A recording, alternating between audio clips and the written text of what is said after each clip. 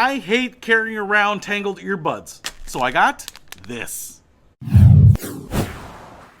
What's happening, Panda Nation? Peter Von Panda here. I just bought this. It's a little earbud carrying contraption, and I won't call it a case because it's not really a case. But one of the things that I hate is finding my earbuds all bunched up like this, and then I'm trying to stretch them out, and this one isn't that bad, but there have been times when I am really untying these things just to use them. And especially if you want to just listen to a phone call or listen to some music, you just want to get on it as quickly as possible. So I picked up this little device right here, and it's kind of interesting. It feels like thick silicone. I would call this 4 millimeters thick. It's actually pretty thick. It's got more heft to it than I was expecting, and it looks kind of like a little paddle here. It's obviously pretty floppy, but it also has this little metal pin at the end and then this hole, so it will close up like this. Now the way you are supposed to use this, I believe, is actually to take your earbuds like this and put them kind of laying down on this side. Now there are probably some different techniques that you can use here, and then to take the cord